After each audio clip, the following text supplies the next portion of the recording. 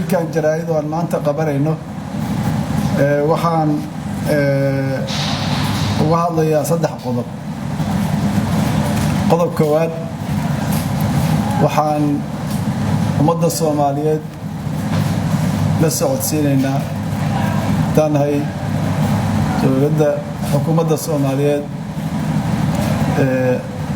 federaalka in laga bilaabo saacadaas ay dowladda federaalka Soomaaliya xiriirka u goysay ama xiriirka u jartay dalka la yiraahdo Jamhuuriyadda Guinea oo caasimadiisu ay tahay Conakry.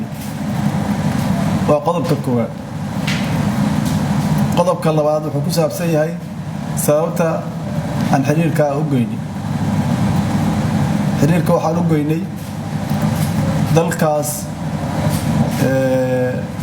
Jamhuuriyadda Guinea waxay ku xadgudbeen meel ku dhac ku sameeyeen qarannimada midnimada Soomaaliyeed wadajirka ummadda Soomaaliyeed. waxaa kaloo muhiim ah inaan ogaano in waayahan dambeeto ay soo badanaysay dalalka xadgudubyadaas oo kaleeto sameynaya oo meel ku dhac iyo halis intaba gelinaya meel ku dhac ku ah halisna gelinaya midnimada iyo qarannimada Soomaaliyeed. sidaa daraaddeed waxaa la soo gaaray waqtigii aan adduunka u sheegi lahayn inaan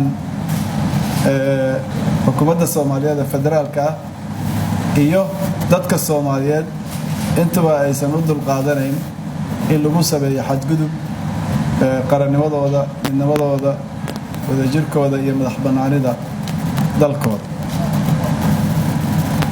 ugu dambaystii qodobka saddexaad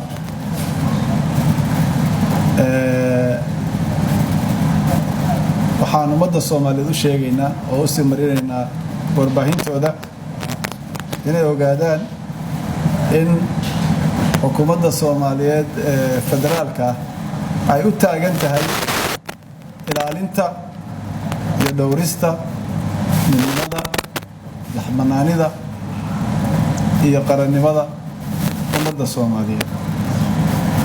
go'aan kasta oo ay xukuumadda Soomaaliyeed ee federaalka qaadato ama qaadanayso waa mid ku salaysan